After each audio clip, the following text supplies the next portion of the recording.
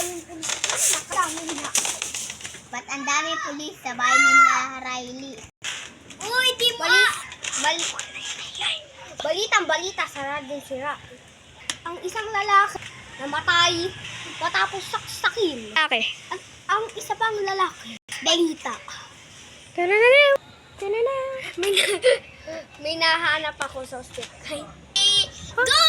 Hindi pa nahanap ang suspect. Sige na, manood na kayong Batang Quiapo.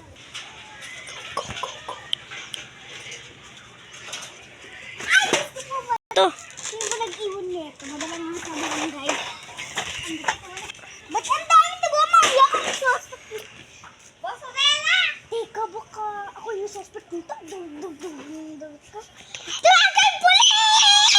Oy, tawag daw pulis! Tawag daw pulis! Tibawag na kayong police! Ma'am, ano to? Ma'am. Ayan po yung nabangga ko kanina. Dinala ko po dito. Naku, ma'am! May tao! Oy, dapat na yun to! May tao! Stop. Asi tanggol ba? Oy! Go! Bilisan mo! Bilisan mo! Reporter!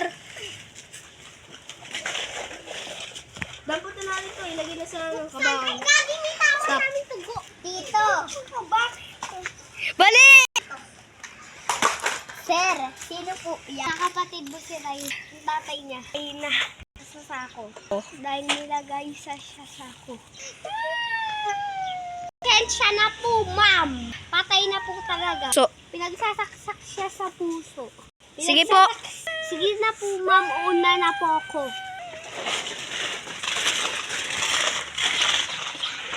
Iyak. Iyak kong... Ura! Teka, ba't umiiyak ko sa kapatid niya nga? Siguro nga, yung biktima nun. Nga pala, tagin ko nga si Aling Chismis.